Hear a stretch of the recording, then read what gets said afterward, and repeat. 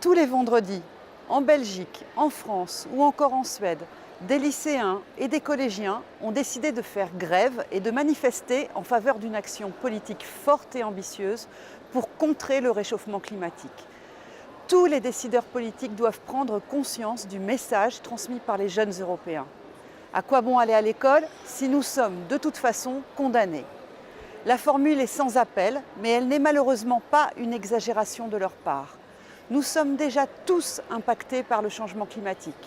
Nous avons vu les feux de forêt en Suède cet été ou les inondations à répétition dans le sud de la France. L'Agence européenne pour l'environnement a d'ailleurs fait le calcul des pertes causées par ces phénomènes climatiques extrêmes. Environ 12,8 milliards d'euros entre 2010 et 2016. Cette même agence estime également qu'à ce rythme-là, les catastrophes météorologiques pourraient toucher les 2/3 des citoyens européens d'ici 2100. Face à une telle tragédie écologique qui s'annonce, je comprends parfaitement ces milliers de jeunes dans la rue. L'inaction des gouvernements en la matière est purement et simplement criminelle.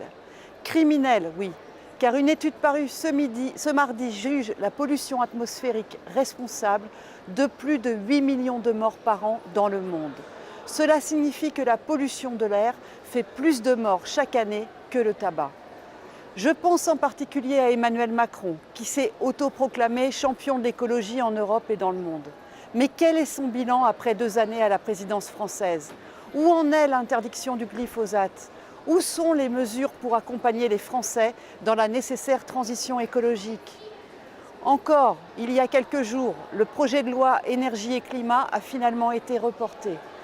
C'est pourquoi je soutiens le recours déposé par les ONG auprès du tribunal administratif de Paris contre l'État pour manquement à son obligation d'action.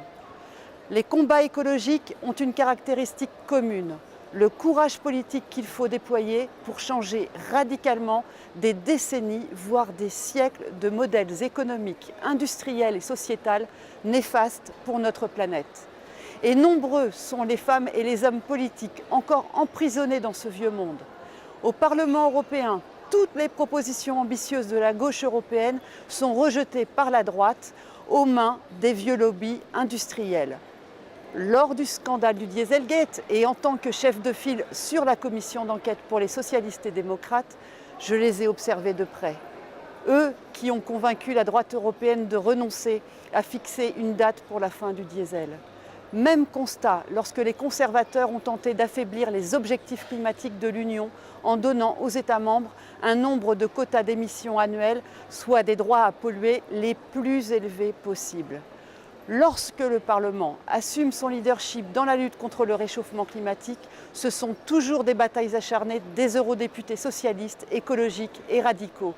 La limitation des émissions de CO2 des véhicules neufs et des camions, l'interdiction de la consommation de produits plastiques à usage unique ou encore l'interdiction de la pêche électrique. Nos débats et les textes qui en résultent doivent poser les bases d'une véritable révolution verte. C'est bien l'affaire du siècle. Les jeunes Européens qui font preuve d'une conscience écologique si aiguë tentent dans ces manifestations de transformer nos sociétés durablement.